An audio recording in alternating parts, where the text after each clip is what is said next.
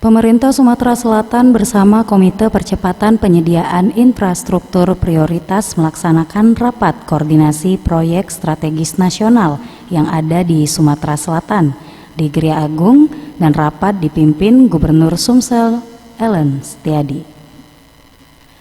Ada 15 proyek strategis nasional, diantaranya pembangunan Pelabuhan Palembang Newport. Terkait hal ini, penjabat Gubernur Sumatera Selatan Ellen Setiadi mengatakan, pelaksanaan pembangunan pelabuhan yang berada di Kabupaten Banyuasin memerlukan penyiapan lahan. Saat ini lahan yang akan diselesaikan yaitu seluas 60 hektar, dan menurut Ellen, maunya groundbreaking tahun ini. Tadi kan udah dijelasin Pak Wahyu, kita memerlukan penyiapan lahan. Lahan yang mau kita selesaikan tuh 60. Itu sudah proses di KLHK, tinggal pelepasan kawasan hutan. Kita minta nanti dengan Bu Menteri untuk mempercepat itu. Kita minta segera Kementerian Perhubungan, Dirjen Perhubungan Laut untuk segera menetapkan model kerjasamanya seperti apa.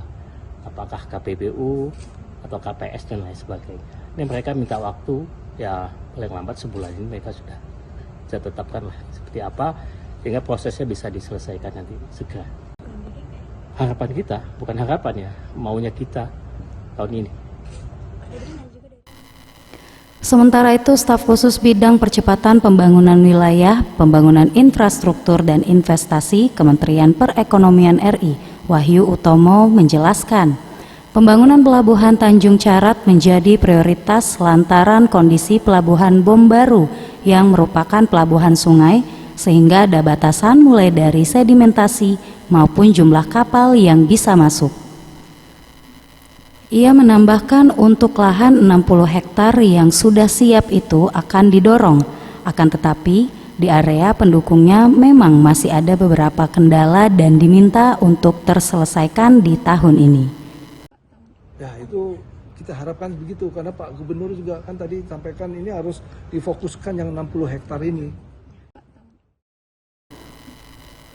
Tim Liputan Sriwijaya TV.